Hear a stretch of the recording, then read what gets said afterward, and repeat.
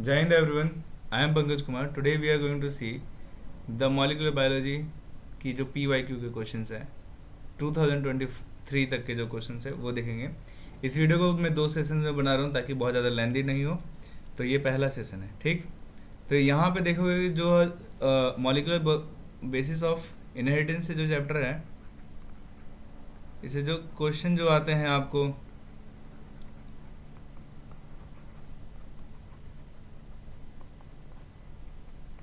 करीबन 6 क्वेश्चन आ सकते हैं मैक्सिमम। क्यों?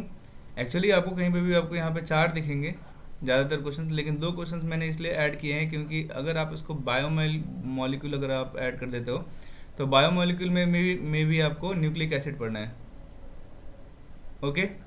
एंड केमिस्ट्री भी अगर आप ऐड करोगे तो केमिस्ट्री में भी आपका बायोमॉलिक्यूल है, और वहाँ पे भी यहाँ से इसी टॉपिक से क्वेश्चंस पूछे जाते हैं मॉलिकुलर बेसिस ऑफ इनहेरिटेंस में, खास तौर पे डीएनए से, ठीक है। चारगफ लॉ से पूछा जाता है, इनके नाइट्रोजनस बेसिस के बारे में पूछा जाता है। तो ये सारी चीज़ें पूछी जाती है। तो टोटल आप यहाँ इसका वेटेज आप 6 लेके चल सकते हैं ऑल टुगेदर, ठीक है। और ये बहुत ज़्यादा इंपॉर्टेंट टॉपिक हो जाता है। अगर 6 मार्क्स मतलब 24 marks not less than 24,000. Okay, your rank will be improved by at least 20,000. So this is too much marks for improving your rank. So stay tuned with me. We'll see the first question. What it is saying?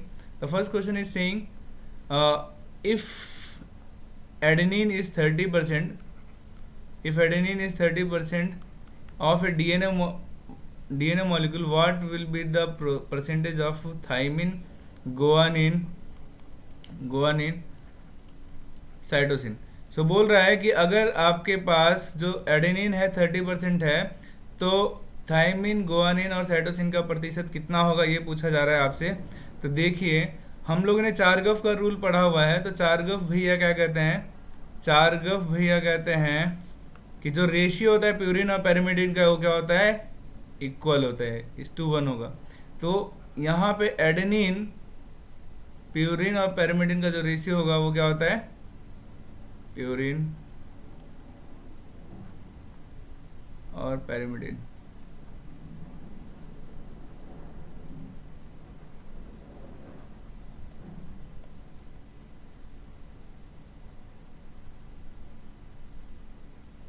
वो क्या होता है?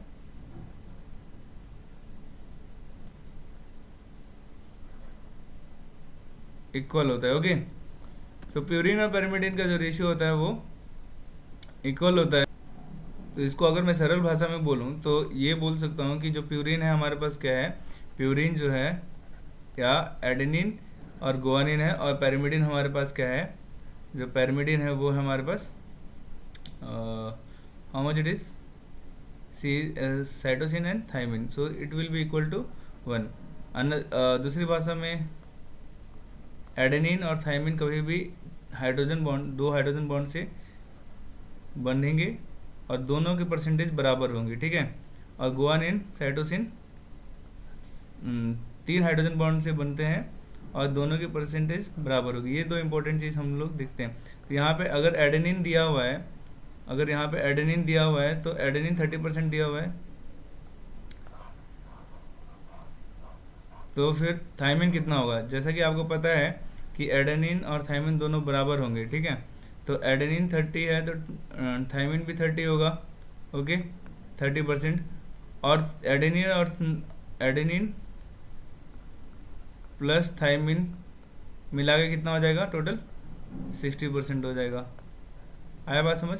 क्योंकि कभी भी DNA में अगर आप देखेंगे तो डीएनए में जो एडेनिन होता है वो एडेनिन कभी भी थाइमिन के साथ ही बंधेगा, ठीक है। तो कॉम्प्लीमेंट्री बनाने के लिए एडेनिन और थाइमिन का होना एक साथ होना जरूरी है। तो 30% ये होगा तो 30% ये भी होगा, और because of that the total कितना हो जाएगा? ये 60%। तो बचा कितना? 40% बचा। अब इस 40% में आपको इस तरह से 40% को डिवाइड करना है। डीएनए के केस में इस तरह से 40% आपको डिवाइड करना है कि जो गुआनिन और साइटोसिन है दोनों बराबर बराबर हो। तो आप कैसे डिवाइड करेंगे? 20 गुआनिन होगा एंड बराबर होगा 20% साइटोसिन। सो आपको जो भी आंसर ये मैच करता है उस पर आप एक बार उस पर आप टिक कर दीजिए, ठीक है। तो यहाँ पे हम लोग ने क्या देखा, थायमिन 30% होना चाहिए, गुआनिन 20 और साइटोसिन 20। तो थायमिन यहाँ पे कहाँ पे 20%, बट यहाँ पे गुआनिन 25% है, ठीक है। तो यहाँ पे थायमिन, इस वाले ऑप्शन में थायमिन 30% है, गुआनिन 20 और cytosine 20।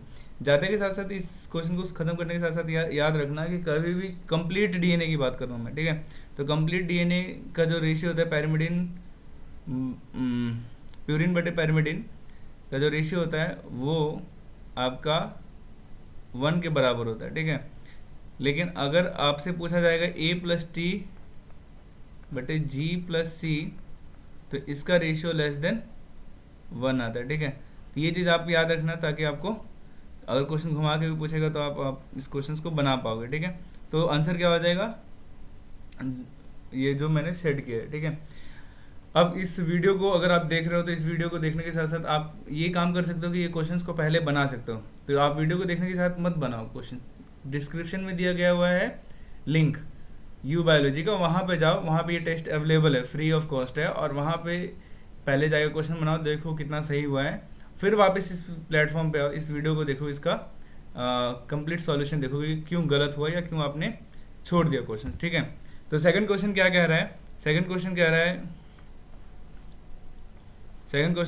Which of the following statement about histone is wrong. तो पहले क्वेश्चंस पढ़ने के साथ साथ ऑप्शंस भी पूरे पढ़ने, भले ही आपको आंसर पहले ही ऑप्शन में मिल जाए, ठीक है, या दूसरे में मिल जाए, ऑप्शंस पढ़ना जरूरी है। तो पहला ऑप्शन क्या है, histone carry positive charge in the side chain, okay. So दूसरा ऑप्शन कह रहा है, इसमें ऑप्शन में क्या पूछा है, क्वेश्चन में पूछा है रॉन्ग, इसको मैंने मार्क कर दिया ताकि मैं कंफ्यूज नहीं होंगी, आप भी ऐसे ही करना कि इसको मार्क कर देना। तो histone carry positive charge in the side chain, okay. Histone are organised to form a unit of 8 molecule, okay. Third option कह रहा है the pH of histone is slightly acidic, okay. And fourth option कह रहा है the histone are rich in the lysine and arginine. तो अब आपको पता होना चाहिए इसका आंसर ये होगा, क्यों, क्योंकि यहाँ पे लिखा हुआ है ये एसिडिक होता है, बट अगर आप देखें कि हिस्टोन जो होता है, हिस्टोन में ये तो ऑक्टामर होता है, ओके। सो ऑक्टामर होता है, तो आपको याद होगा इसको H2A H2B H3 and H4 जो प्रोटीन है, ये सारे प्रोटीन्स होते हैं, साथ साथ एक और प्रोटीन होता है, ये तो न्यूक्लियोसोम में आपको मिलेगा, और इससे बाहर निकला हुआ एक और प्रोटीन होता है, वो H1 प्रोटीन होता है, ठीक है, ठीक है। तो ये प्रोटीन ऐसे होते हैं, और ये कंप्लीट न्यूक्लियोसोम होता है, और न्यूक्लियोसोम की जो संख्या होती है कितने बेसिस की होती है, 200 बेस पेयर्स की होती है।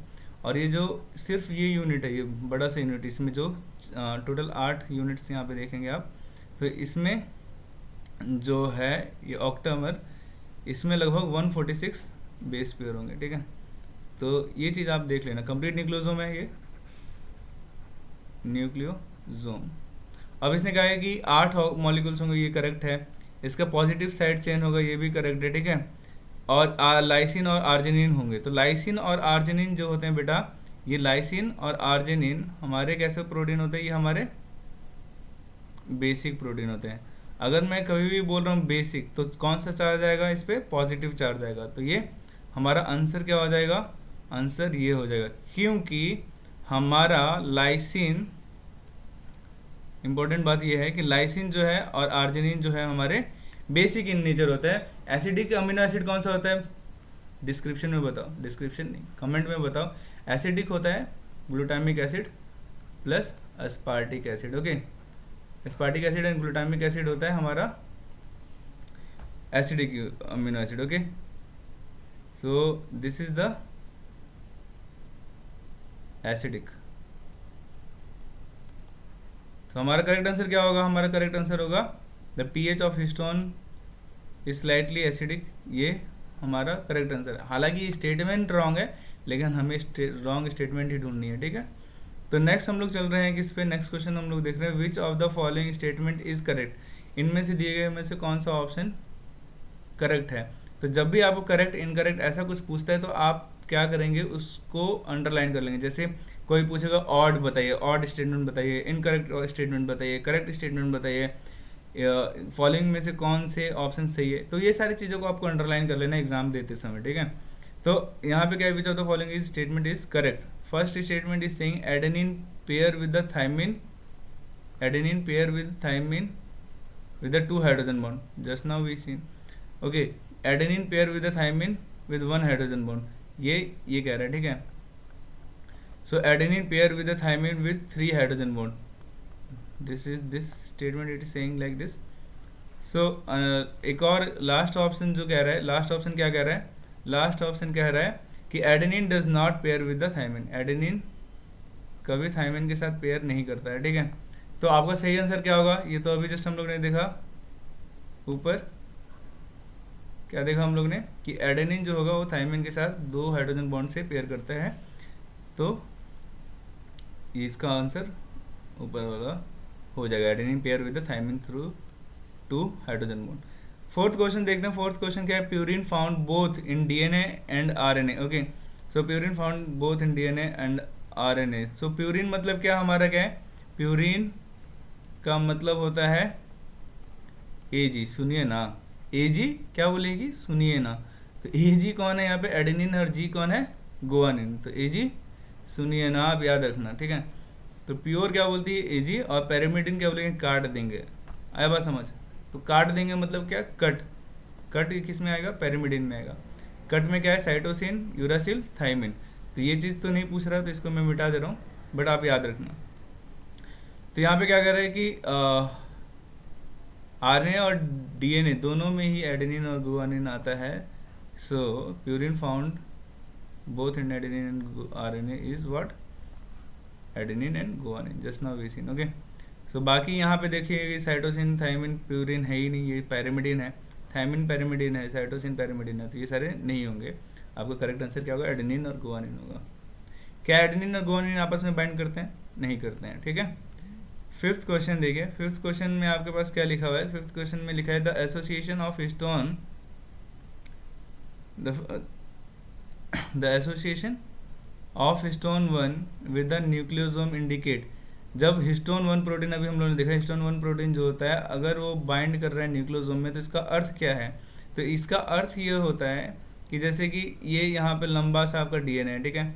अब पहले तो आपने इसको फोल्ड कर दिया एक ऑक्टामर में बांध के, ठीक है, आपने इसमें ऐसे फोल्ड कर दिया, ये हमारे एक पहला ऑक्टामर, ऐसे आपने बना दिए 4, ठीक है। आया बात समझ। मैंने बोला कि एक और ऑक्टामर होता है, एक और हिस्टोन प्रोटीन होगा, वो थोड़ा सा बाहर होगा, न्यूक्लियोसोम से हटके होगा, और वो जो होता है, ओके, वो जो होता है वो H1 होता है, ठीक। तो ये H1 कभी भी अगर आपके क्रोमेटिन में आ रहा है तो इसका अर्थ यही होता है कि ये सीधा सीधा ये जो उलझा हुआ जो है इसको अब ये सुलझाने वाला है, ठीक है। ये क्रोमेटिन का एक शेप देने वाला है, ठीक है, ये एक क्रोमेटिन का शेप देने वाला है, या उसको फोल्डिंग के लिए हेल्प करता है। तो यहाँ पे ऑप्शंस देखते हैं, DNA application is occurring. So DNA application is occurring, nothing, ये नहीं है, replication I think. So DNA replication बोलना चाहता होगा। सेकंड क्या है, DNA is condensed into chromatin fibre, एक ये ऑप्शन सही है। So DNA double helix is exposed. So double helix में थोड़ी ना ये एक्सपोज मतलब हिस्टोन बाइंड करेगा, तो डबल हेलिक्स में तो ये टूट जाएगा, ठीक है, क्योंकि हमें इसको फोल्ड कराना है, इसलिए हिस्टोन प्रोटीन चाहिए। और हिस्टोन प्रोटीन क्या करेगा, स्टेबलाइज करता है, stabilize DNA, okay, folding, okay. Now transcription is occurring. So ये रेप्लिकेशन है, यहाँ पे लिख लेना, रेप्लिकेशन, गॉट इट। सो आपका सही आंसर क्या होगा, आपका सही आंसर होगा DNA is condensed into A chromatin fibre. Hope so यहाँ तक समझ में आया आपको। सिक्स्थ क्वेश्चन कह रहा है कि experimental proof, experimental proof for semi conservative replication, I will use this pen, okay, semi conservative replication of DNA was first shown in. तो कौन सा ऑर्गेनिज्म लिया गया था, ठीक है, कौन सा ऑर्गेनिज्म में आपको डीएनए रेप्लिकेशन करके दिखाया गया था, ये चीज़ आपसे पूछी जा रही है। तो डीएनए रेप्लिकेशन करके किस में दिखाया गया था? डीएनए रेप्लिकेशन में फंगस में किया था क्या? नहीं, डीएनए रेप्लिकेशन आपको मिशेल्सन and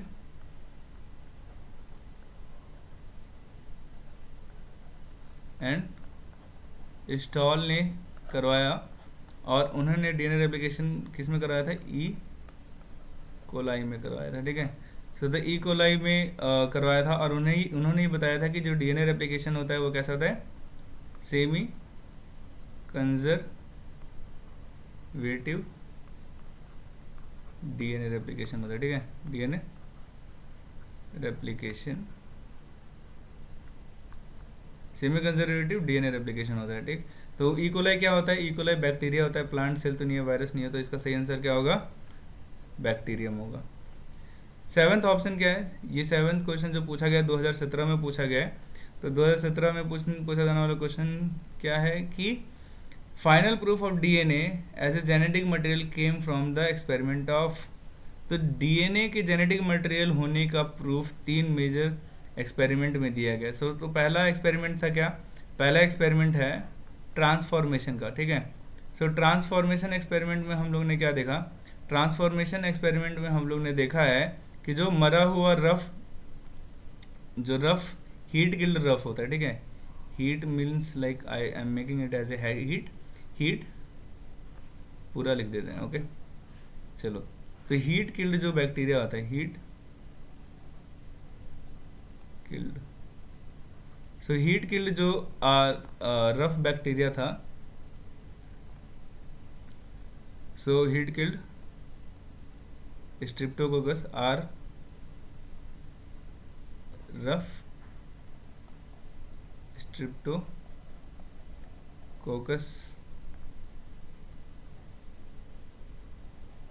heat killed rough streptococcus जो था वो क्या करता है? वो माउस को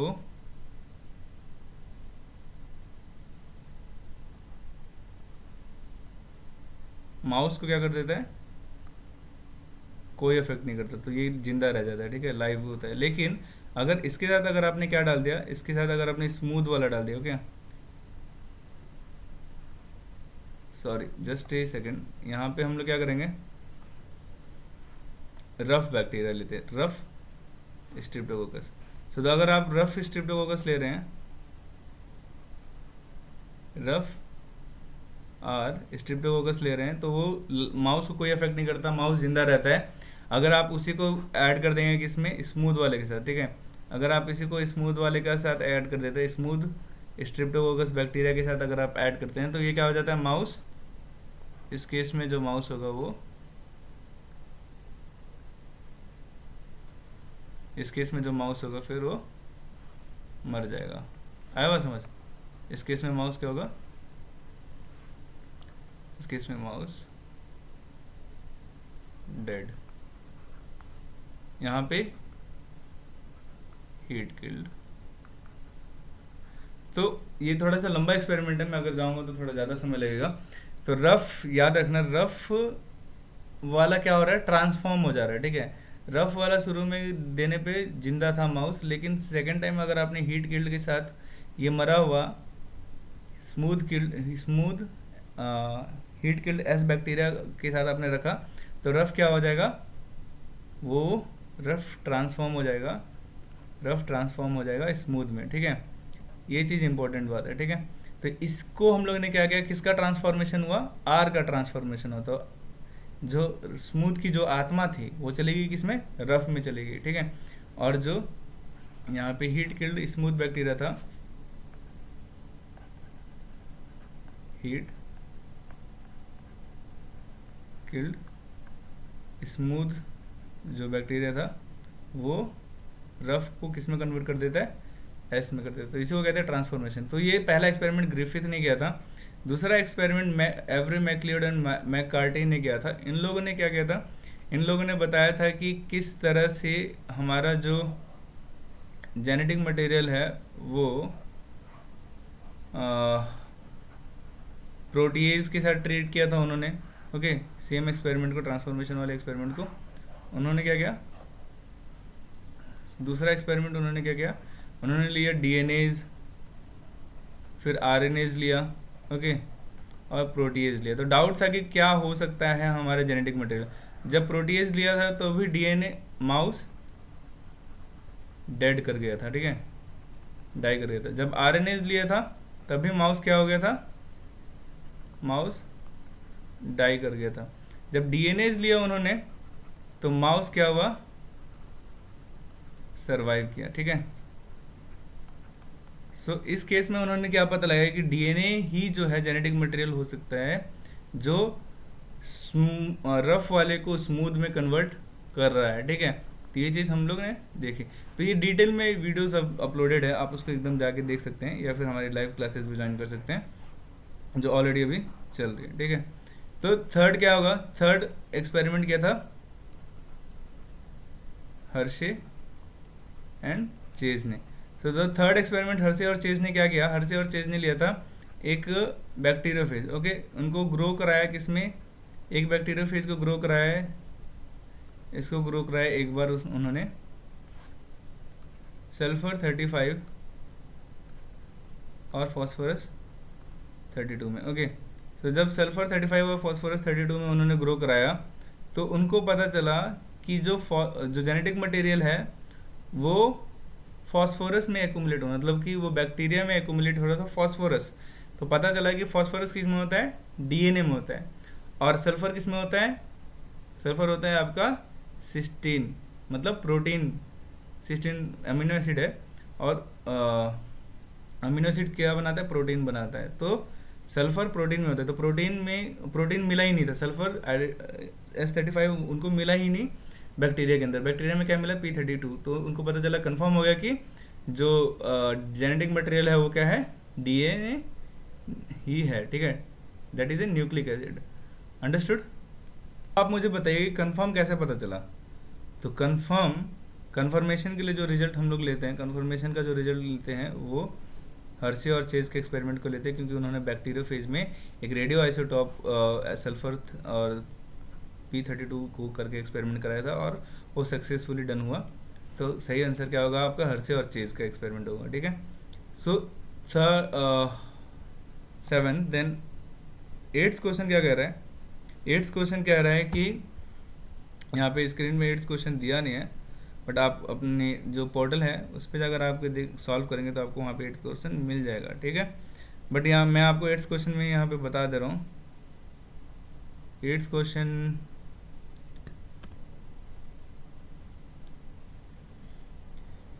आपके स्क्रीन के सामने है, कह रहा है what is the role of RNA polymerase 3।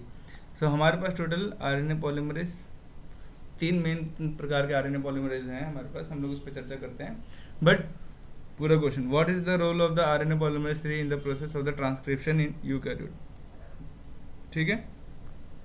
तो हमारे पास पहला RNA पॉलीमरेज जो है, पहला होगा ये राइबोसोमल RNA बनाता है, ठीक है। क्या बनाता है ये राइबोसोमल RNA बनाता है। और 2 और यूनिट होते हैं राइबोसोम में हमारे पास, वो कौन सा होता है, 5S rRNA, और जो बड़ी वाली यूनिट होती है वो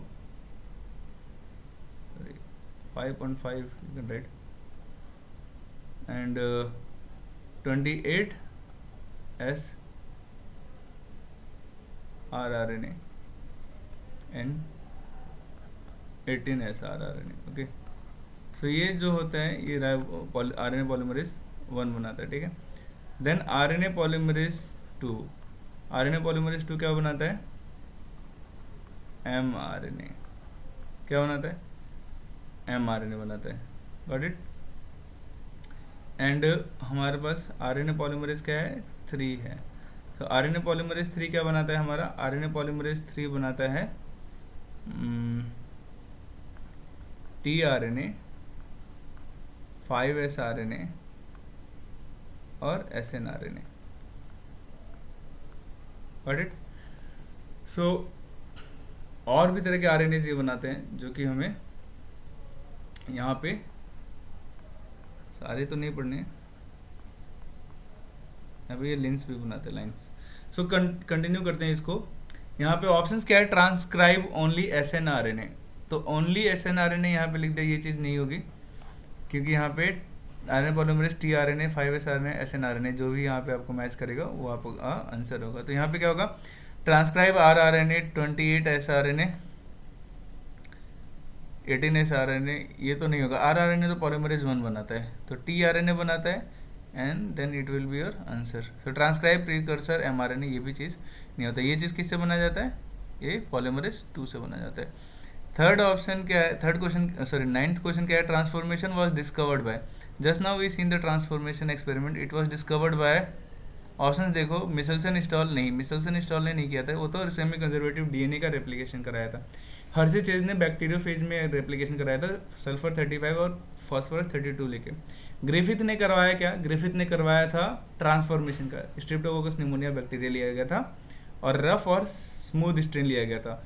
रफ वाले पे वहाँ पे पॉलीसेकेराइड का लेयर नहीं होगा, स्मूथ वाले पे पॉलीसेकेराइड का लेयर होगा, ठीक है। तो ग्रिफिथ ने कराया हमारा एक्सपेरिमेंट, सही आंसर क्या होगा, ग्रिफिथ। वाटसन ने क्रिक ने क्या दिया, डीएनए डबल हेलिक्स का स्ट्रक्चर दिया।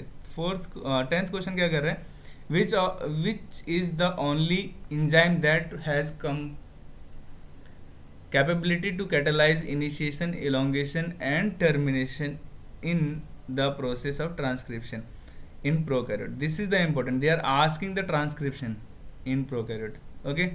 So what they are asking, which is catalyzing the capability, have the capability to catalyze initiation, elongation and termination, मतलब कि तीनों इंडिपेंडेंटली वो कर सकता है, ठीक है। सो हमारे पास अगर आपको याद है, अगर ये डीएनए स्ट्रैंड है, ध्यान से सुनना, ठीक है, ये डीएनए स्ट्रैंड है और इस डीएनए स्ट्रैंड को अगर आपको कॉपी बनाना है, ये क्यों नहीं लिख रहा, सॉरी, ओके। तो अगर ये डीएनए स्ट्रैंड है, समथिंग हैपेंड रॉन्ग, ओके, अब तो मत मिटना, ये डीएनए स्ट्रैंड है। तो रेप्लिकेशन में क्या होता है, रेप्लिकेशन के अंदर कहता है, रेप्लिकेशन में हमें चाहिए होता है, क्या चाहिए होता है, डीएनए डिपेंडेंट, क्या बनाना है हमें रेप्लिकेशन में, डीएनए से डीएनए बनाना है, तो DNA polymerase, okay, DNA polymerase. और इसके लिए हमें क्या क्या एंजाइम चाहिए होता है, इसके लिए हमें एंजाइम चाहिए, इसके लिए फैक्टर चाहिए, सिग्मा फैक्टर चाहिए होता है, ठीक है। उसके लिए फिर हमें सिग्मा फैक्टर के साथ टर्मिनेशन के लिए रो फैक्टर चाहिए होता है, याद है आपको। तो ये सारी चीज़ें हमें चाहिए होती हैं। लेकिन अगर आप ट्रांसक्रिप्शन कर रहे हैं, अगर आप क्या कर रहे हैं, इससे ट्रांसक्रिप्शन कर रहे हैं, तो ट्रांसक्रिप्शन के अंदर आपको क्या चाहिए, ट्रांसक्रिप्शन के लिए आपको तो पहले डीएनए चाहिए, तभी तो आप बनाओगे। और अब आपको जो एंजाइम चाहिए वो चाहिए डीएनए डिपेंडेंट, नाम से ही बोल रहा है कि डीएनए पे डिपेंड है ना, डिपेंडेंट, डीएनए डिपेंडेंट। और हम लोग क्या बना रहे हैं, डीएनए डिपेंडेंट हमको बनाना है आरएनए पॉलीमरेज, तो we will call DNA dependent RNA polymerase. तो यहाँ पे आपको सिग्मा फैक्टर नहीं चाहिए होता है, ठीक है, यहाँ पे सिग्मा फैक्टर नहीं चाहिए होता है, प्राइमेज नहीं चाहिए होता है, इसमें नो प्राइमेज, नो सिग्मा। सो इसके लिए क्या होता है, सेंडलगर्नो सीक्वेंस होता है, क्या होता है, सेंडलगर्नो